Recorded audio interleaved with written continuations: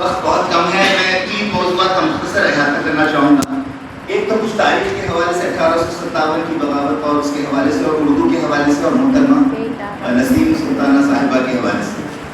سب سے پہلے 1857 کی بغاوت کو پہلی جنگ آزادی کہا جاتا ہے، لیکن جو انگریزوں سے لڑائی کا سلسلہ شروع ہوا تھا وہ بہت پہلے شروع ہوا تھا، اور سب سے پہلے جس شخص نے انگریزوں سے لڑتے ہوئے ہندوستان کی سرزمین کو اپنے خون سے سرخ کیا تھا وہ سراج الدولہ تھا. جنگ بکسر، جنگ پلاسی. اگر آزادی کے حصول کی لڑائی کو جنگ آزادی کہا جاتا ہے تو آزادی کے تحفظ کی لڑائی کو جنگ آزادی کہنا چاہیے. بہت سارے ٹیپو سلطان کا پھر یہ تو 1956 وغیرہ کی بات ہے، سراج الدولہ کی، جنگ بکسر، پلاسی، اور اس کے بعد ٹیپو سلطان شہید نے انگریزوں سے لڑتے ہوئے اپنی جان قربان کی. اور آتے ہیں 1857 کی جنگ آزادی میں تورے باز خان اور مولوی علاؤالدین کے بارے میں بہت ہی بہترین انداز میں عرشیہ صاحبہ نے ہمارے سامنے باتیں رکھی ہیں. میں اس میں نہیں جاؤں گا، لیکن چند باتیں میں کہنا چاہوں گا کہ دیکھیے ہماری جو آصف جاہی سلطنت تھی، یہ بڑے افسوس کے ساتھ مجھے کہنا پڑتا ہے، ہم سب فخر کرتے ہیں ان کے کارناموں پر، لیکن بہرحال وہ انگریزوں کی ایک ویسل اسٹیٹ، یعنی مکمل طور پر خود مختار ریاست میں نہیں.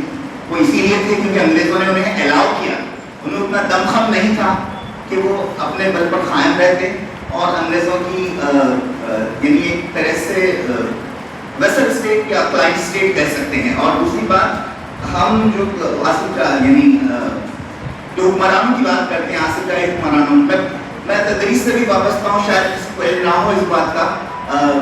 دیکھیے ہم اردو میں جو لکھا جاتا ہے ایک پری مائنڈ سیٹ سے لکھا جاتا ہے. ہم کو ان صاحب کو یا اس حکمران کو اچھا ثابت کرنا ہے، اس نقطۂ نظر سے لکھا جاتا ہے. لیکن میں اقتضار بتاتا ہوں. ایک بچہ ہے پڑھتا ہے اردو میں ایک نواب عثمان علی خان کے بارے میں کتاب ہے، اس میں کہا جاتا ہے کہ وہ ہندو اور مسلمان کی دو آنکھ تھے، ان کے دور میں شیر اور بکری ایک ہی گھاٹ سے پانی پیا کرتے تھے، اور اس طرح کی باتیں لکھی جاتی ہیں.